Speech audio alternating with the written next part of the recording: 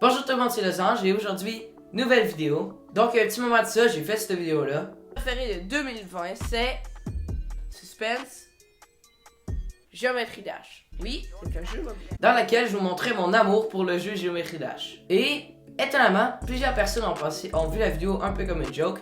Ce que je peux pas vraiment leur en vouloir parce que ma chaîne est un peu...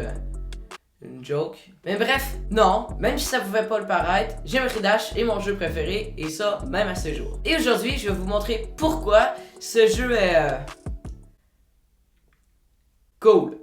Donc, c'est parti, 5 raisons pourquoi Geometry Dash, c'est le meilleur jeu. Ouais, ce l'est probablement pas. Juste avant de commencer, j'ai une petite parenthèse à faire. J'ai écrit cette vidéo-là un peu comme une suite de celle-ci. Donc, si vous avez aucune idée de ce que Geometry Dash c'est, vous pouvez aller la voir, ça va beaucoup vous aider à comprendre celle-ci. Donc, vas-y, retour à la vidéo. 1. Donc, premièrement, Geometry Dash, c'est un jeu dans lequel il n'y a aucun moyen de paiement, autre que le fait qu'il faut que tu achètes le jeu.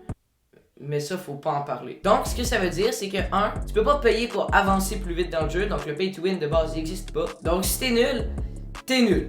Crème! Il y a aussi aucun moyen d'acheter des cosmétiques du jeu. Tu peux juste les acheter avec des petites bulles bleues que tu peux juste obtenir sans payer, évidemment. Ce qui permet de voir l'évolution de tes icônes que tu as obtenues en jouant. Donc, il y a certaines icônes qui sont dures à voir. 2. Roptop, le développeur du jeu, est assez bon pour faire beaucoup de mises à jour et d'en publier souvent. C'est pas comme si ça faisait 4 ans qu'on attend la version 2.2 du jeu.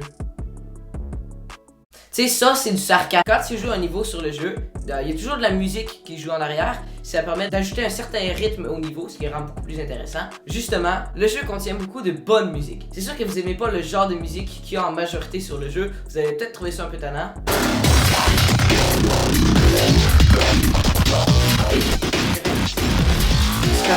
C'est correct, il y en a assez là! 4. L'aspect communauté du jeu est vraiment super cool. Si t'es capable de passer au travers des likes, si tu as fini le niveau,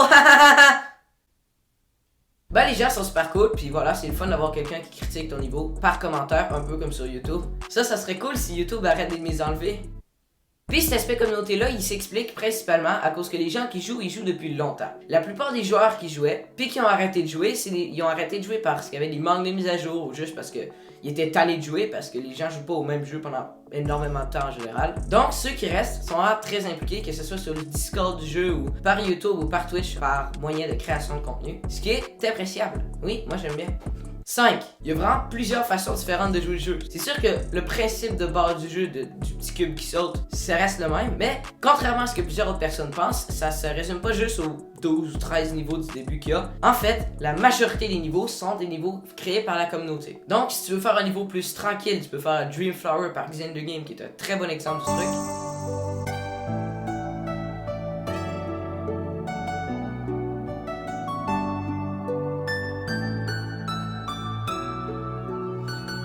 Par contre, si tu veux faire un niveau avec beaucoup de flash partout, avec une musique intense, puis tu sais, c'est voilà, waouh, wouh! Tu peux faire un niveau comme par exemple Voices in My Head 2. I'ma go hard in this.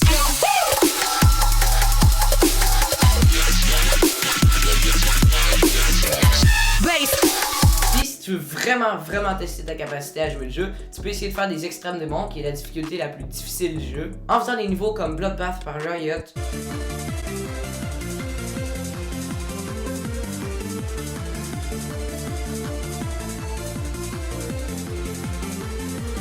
Ou Kinos par Npesta. Ou Npesta.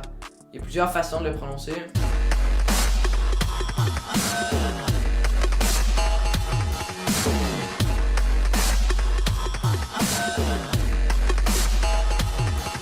Mais peut-être aussi que t'es pas très bon puis que tu veux juste voir les visuels de niveau sans nécessairement avoir à passer au travers du processus de jouer le niveau en tant que tel. Dans ce cas-là, tu peux faire un niveau automatique. Un niveau qui va se faire tout seul puis que t'as juste à admirer l'art de Geometry Dash. Donc voilà, c'est tout pour cette vidéo. J'espère vous avoir donné envie de jouer au jeu.